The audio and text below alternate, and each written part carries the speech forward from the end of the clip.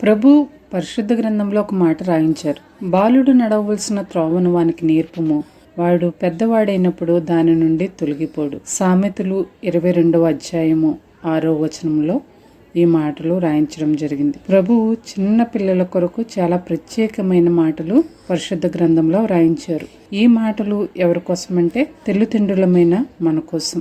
పిల్లలు నడవవలసిన త్రోవను తల్లిదండ్రులు లేక ఉపాధ్యాయులు లేక దైవ సేవకులు తెలియచేస్తారు వారికి. క్రైస్తవులుగా చెప్పుకుంటున్న ఎంతో మంది ఇంకా క్రీస్తుని ఎరగని వారిగా ఉంటున్నారు. అంటే తమ బిడ్డలను సండే స్కూల్కి కానీ VBS క్లాసెస్ కానీ పంపించకుండా వారిని ప్రభులో ఎదగనివ్వకుండా తల్లిదండ్రులే వెనకడుగు వేయడం అనేది చాలా బాధాకరమైన విషయం.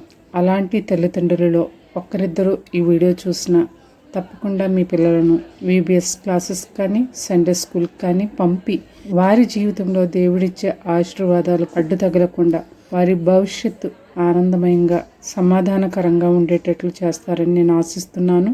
ఎందుకంటే పాపం చేయడం, పాపంలో ఉండడం, పాపంలో ఎదగడం మానవ నైజం.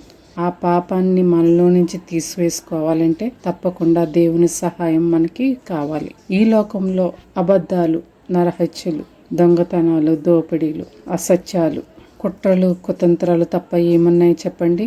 అదే మన ప్రభువు దగ్గర అయితే సమాధానకరమైన జీవితం మన పిల్లలకి లభిస్తుంది. అంతకన్నా తల్లిదండ్రులుగా మనమేమి కోరుకుంటాం చెప్పండి?